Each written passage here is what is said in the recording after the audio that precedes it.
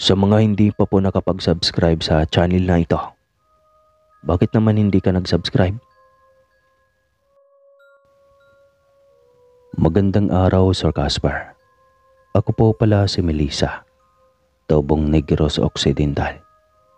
Hindi ko nababanggitin ang lugar kung saan nangyari ito para na rin sa aking protection. Ang kwentong ibabahagi ko po sa inyo ay karanasan po ng aking ina sa kanyang ina noong siya ay nasa high school pa lamang. Ikwento niya sa akin ito noong ako ay 20 anyos pa lamang. Mas maintindihan ko daw dahil nasa tamang edad na ako. Ngayon ay nasa 27 na anyos na ako at nais kong ibahagi ito sa inyo. Sa totoo lang, pinag-iisipan kong mabuti kung ibabahagi ko ba ito o hindi. Isa po ako sa listeners ninyo at may consent po kay mama ang pagbahagi ko sa kanyang kwento. Nais ko din ibahagi ito para kapulutan ng aral. Namatay ng aking lola 2 taon nang nakakaraan. Nasa ikalimang baitang ako ng elementarya noong magpasyang lumipat kami ng tirahan dahil sa trabaho ng aking ama bilang construction worker. Kung saan-saan kasi kami napapadpad dahil grupo sina Itay. Kapag saan nagtrabaho ay naroon kami. Walang permanenteng tirahan, ika nga. Dahil doon, kaya kinakailangan kong lumipat. Pagdating namin sa aming titirhan na bahay na inirekomenda ng amo ni na tatay, agad akong tumulong kay nanay na ayusin ang mga gamit namin. Iyong bahay ng ibang kasamahan ni Itay ay kagaya rin namin na nangungupa ng bahay. Nang matapos, nagluto si nanay ng merienda namin dahil pagod kami. Lumipas ang isang araw at kinabukasan ay mag-i-enroll na ako sa isang pinakamalapit na paaralang elementarya sa lugar na iyon. Sinamahan ako ni Itay na mag-enroll sa elementarya sa kalapit na barangay. Dahil hindi pa nagsisimula ang trabaho nila at si inay naman ay naiwan sa bahay dahil maraming ginagawa. Nang makarating doon, agad akong pumila sa mga estudyante na kagaya kong i-enroll. Si Itay ay nasa gilid ko lamang. Napatingin ako sa kapaligiran. Ang ibang bata ay napapatingin sa akin at may lihim ng ngiti sa mga labi. Yung bang parang nakaka-insulto ang tingin at parang natatawa. Pero pinipigilan lang nila dahil kasama ko si Itay. Aaminin ko, hindi ako kagandahan sa aking mukha. Insecurities ko ito. Pero kalaunan ay natanggap ko na rin. May buhay na balat kasi ako sa kaliwang pisngi. At hindi ko sila masisisi kung ganoon sila makatingin sa akin. Sino ba naman ang magugustuhan ako at kakaibiganin ako? Pangit ako. At alam ko na yon. Noong nasa grade 4 ako ay may babaeng tumulak sa akin at sinabing ang pangit-pangit ko. Umiiyak akong umuwi noon sa bahay. Kinabukasan lang, hindi na pumasok ang kaklase ko at sinabing may malubha raw itong karamdaman. Noong grade 5 ako, nabuli na naman ako at ang nangyari sa nambuli sa akin, nagkasakit ang inay niya. Iniisip ko na karma ba nila iyon dahil sa ginawa nila sa akin. Hindi ako masaya sa nangyari. Dahil kahit ganoon ang trato sa akin, gusto kong maging mabuti pa rin sa kanila. Laging nangyayari iyon pag may mangbubuli sa akin. Kung hindi nagkakasakit ay may masamang nangyayari sa kanila. Buti na lang at hindi naman nila ako sinisisi. Dahil 1 buwan ang lumilipas bago mangyari iyon matapos ang pambubuli sa akin. Ngayon naman ay nasa grade 6 na ako at graduating na. Nagpapasalamat ako sa kabila ng mga nangyari sa buhay ko. Ay magtatapos na ako ng elementarya. Ang pangit niya no? Tanong ng isang batang babae sa di kalayuan sa kanyang tabi. Tsaka nagtawanan lamang ang mga ito. Nasaktan ako pero isinawalang bahala ko na lamang iyon. Ang Itay ko naman ay inakbayan ako at hinaplos ang aking likod na para bang pinapagaan niya ang aking kalooban. Halos hindi ako makatingin sa kahera dahil sa nandidiri siya sa aking mukha. Kaya wala akong nagawa kundi ang mapakagatlabi para pigilan ang luha na gustong tumulo sa aking mga mata. Pagdating ko ng bahay, kinamusta niya ako. Tinanong kung may napansin daw ba akong kakaiba o baka pinagtatawanan ako. Sinabi ko ang totoo pero hindi ko na yun dinibdib pa dahil wala naman ako noon, dahil sanay na ako. Napatango-tango na lamang si inay at napatingin kay tatay. Sinabi ni itay na pumasok na muna ako sa silid at mag-uusap sila ni inay. Sinunod ko naman si itay. Nasa loob ako ng silid noon at nagbabasa ng libro nang marinig ko ang malakas na tinig ni inay. Sumilip ako at nakitang lanlilisik na mga mata ni inay at sinabi pa na hindi siya papayag na tinatrato ako na ganoon. Masaya ako dahil sa nararamdaman kong pag-aalala ni inay sa akin. Pero hindi ko maiwasan panindigan ng balahibo dahil sa kung paano nito bigkasin iyon. Niyakap siya ni itay at sinabing kumalma ito at ayaw na nito na may mapahamak pang ibang tao. Sinabi din ni itay na kung pwede lang sana magkaroon ng private tutor ako. Pero hindi naman kaya dahil kapos pa din sa pangangailangan. Napaupo ako sa kama dahil alam kong nahihirapan din sila sa sitwasyon ko. Pero lalaban ako para sa pangarap ko. Kinagabihan, pasado 10:00 na iyon ang gabi nang maramdaman ko na naiihi ako. Lumabas ako ng kwarto. Nakita ko na may usok na pumapasok sa bahay na nagmumula sa labas ng bahay. Pawid at kahoy lang kasi ang bahay namin noon. Kaya naman lumabas ako at nakita ko si inay na may niluluto sa isang kawa. Pero hindi maganda ang amoy niyon. Hindi na lang ako nagtanong dahil baka nagluluto na ito para sa ititinda kinabukasan. At kinaumagahan nga, pagkatapos makapagbenta na inay ng kakanin, tinutulungan ko siya dahil wala pa naman klase. Namili siya ng mga gulay at iba pa para sa pagkain namin ng 2 araw. Abala si inay sa pamimili ng gulay at karne nang magsalita ang tindera at natatawang pinuna ang balat ko sa pisngi. Natigilan si inay ngunit hindi na nagsalita pa. Niyayan niya na akong umuwi na at pag-uwi namin, inutusan niya ako na pumasok sa aking silid na sinunod ko naman. Nang 1 oras na akong naroon, nagulat ako dahil wala si inay sa kusina. Lumabas ako ng bahay at nakita siyang may niluluto sa isang malaking kawa. Napakunot na ako kung ano na naman kaya ang niluluto ni inang sa kawa na iyon. Dahil masyado naman atang maaga kung magluluto siya ng ititinda niyang kakanin. Kaya naman, tinawag ko siya. Inay, anong niluluto ninyo? Tanong ko. Bahagya siyang natigilan at sumulyap sa akin. Sinabi niya na wala iyon at pumasok na lang daw ako sa loob at wag nang maraming tanong. Dahil bata pa ako noon, wala akong ideya sa ginagawa ni inay. Makalipas ang ilang araw, namalengke ulit si inay at nabalitaan namin na hindi na nagtitinda ang pinagbilhan namin ng gulay noon. Dahil bigla daw lumaki ang tiyan nito. Nakita ko sa sulok ang aking mga mata ang pagngisi ni inay. Hindi ko na lamang pinansin yan. Kinagabihan, narinig kong nagtatalo naman sina inay at itay.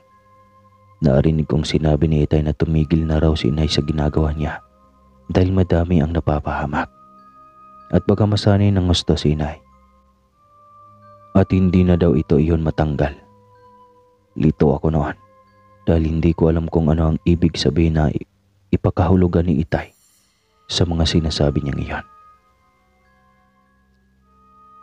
May ginagawa bang masama si inay?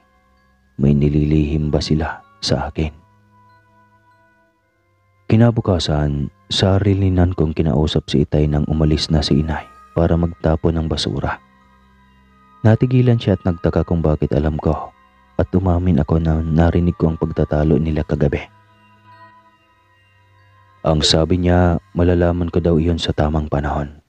Ngunit sa ngayon, hindi pa kaya ng mura kong isip kung sasabihin ni inay ang sekreto niya. At nang mga sandaling iyon, napagdesisyonan kong manmanan si inay at alamin kung ano ang sekreto niya. Hindi na ako mapakali dahil minsan hindi na ako makapag-concentrate sa pag-aaral. Dahil iniisip ko iyon. Napatanong ako sa aking sarili kung may kinalaman ba siya sa pagkakaroon ng sakit ng kaklase ko at ang ina ng isa ko pang kaklase na nang bully sa akin noon. Naisip ko rin ang pagngisi niya nang sabihin ng isang tendera sa palengke nang sabihin nito na nagkasakit ang tendera na pumuna sa balat ko. Nagsimula ng klase at maaga akong pumasok sa paaralan. Pagkapasok ko pa lang, tawanan na ang mga kaklase ko na hindi ko na lang binigyang pansin. Sinaway sila ng aming guro. Hanggang recess at hapon ay binubuli ako pero tiniis ko yon dahil ayaw ko silang mapahamak. Napagtanto ko na baka may kinalaman si inay sa mga nangyari. Pero hindi ko maisip kung ano ang ginagawa niya at nagkakasakit ang mga ito. Pag-uwi ko, nadatnan ko si inay na nagluluto. Tinanong niya ako kung kamusta ang maghapon ko at sinagot ko naman siya ng ayos lang at madaming natutunan.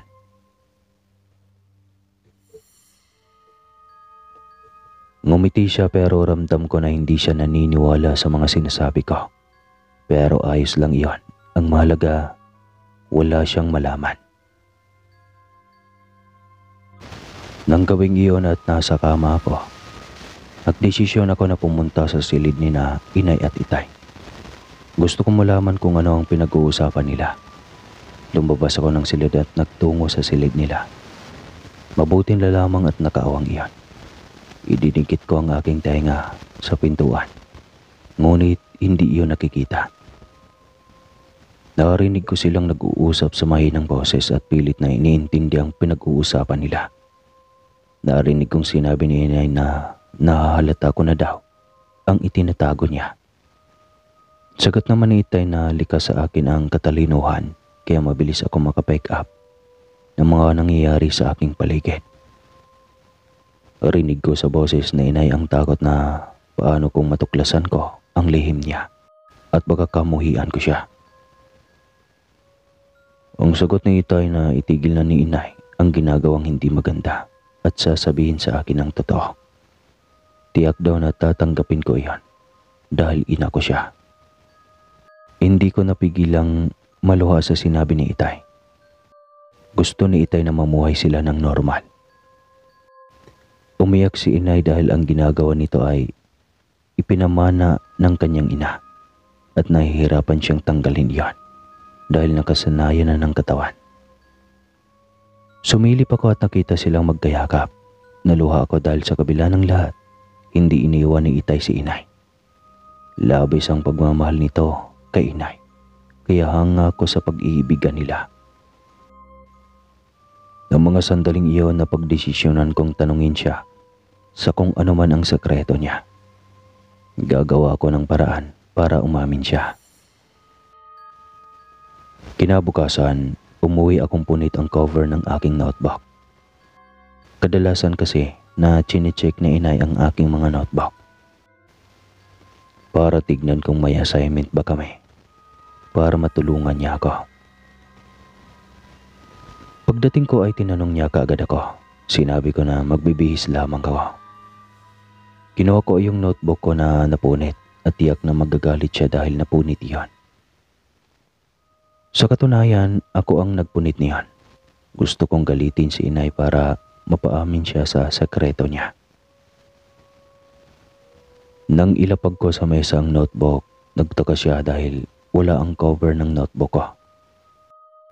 Sinabi ko, binuli ako ng isa sa mga kaklase ko.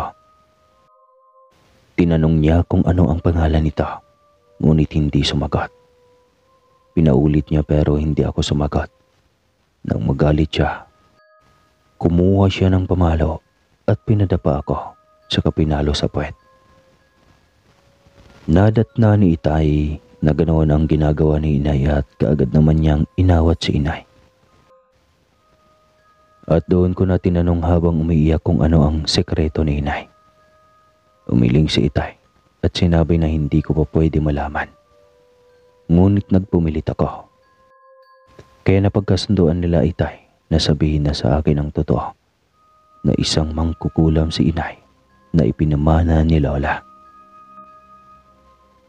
Niyaya niya ako sa likod bahay para ipatingin ang ginagawa niya. May maliit din siyang libro kung saan may mga orasyon doon.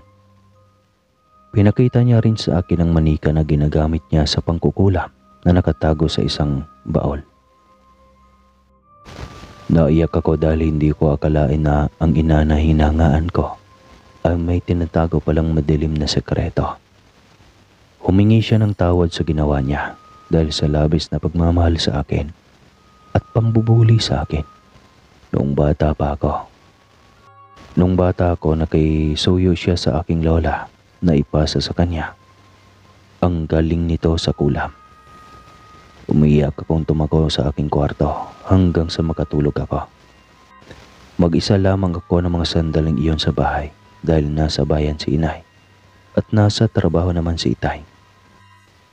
Nagdesisyon ako na mangapit bahay at makipaglaro. Ayos naman ang pagkikipaglaro ko ng mga sandaling iyon hanggang sa natalo ang kalaro ko. Umiyak siya dahil natalo ko siya. Uso pa kasi noon ang lastiko na laro, Sir Caspar. May nagsumbong sa ina ng bata at sinugod ako. Sinabunutan niya ako at dinala sa bahay at sakto naman na naroon si inay. Kagad niya akong sinakluluhan at sinabing bakit ganoon ang ginawa sa akin. Sinabi naman nito ang dahilan at pinagbantaan kami. Nasa susunod na umiyak ang anak niya. Ipapatay daw kami sa aswang niyang pulis, tsaka tumalikod at umalis. Nanlilisik ang mga mata ni inay ng mga sandaling iyon at kaagad na nagtungo sa likod bahay. Hinayaan ko siya na gawin ang gusto niya. Ayaw kong pigilan ni inay ang bugso ng kanyang damdamin. Ngayon naiintindihan ko na kung bakit ginagawa iyon ni inay para protektahan kami at dahil sa pagmamahal sa amin. Sumunod ako sa kanya at nakita ko si inay na may nilalagay sa kawa ng mainit na tubig. May dala siyang manika at tinusok-tusok iyon ng karayom tsaka may inusal na orasyon na hindi ko maintindihan. Nang matapos,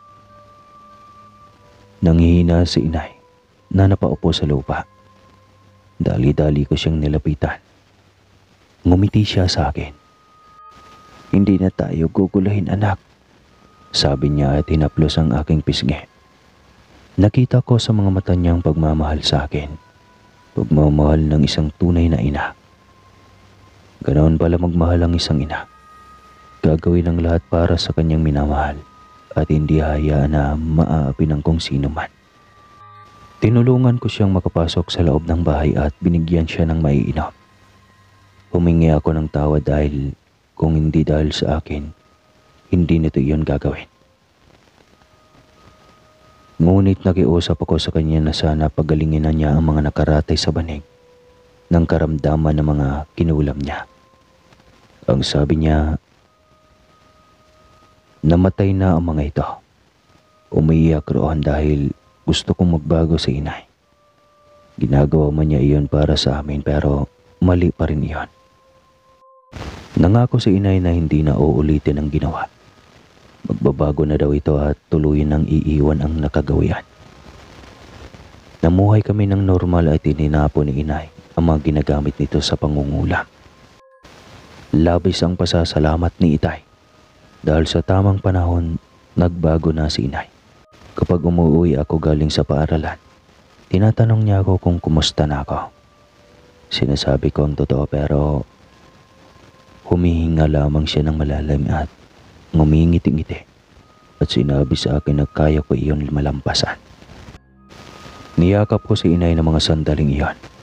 Namuhay na kami ng normal at mas pinagbuti ko ang pag-aaral para makapagtapos ng pag-aaral. May mga pagkakataon talaga na nakakagawa tayo ng mali, dala ng bugso ng ating damdamin.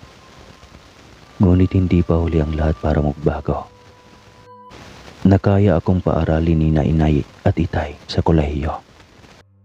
At nakapagtapos ako sa kursong Business Management. Doon ko rin nakilala ang aking asawa. Hanggang dito na lang po ang aking kwento, Sir Casper. Maraming salamat po sa pagpili sa aking kwento. Sana nagustuhan ninyo ang aking kwento at kinapulutan ng aral. Wakas.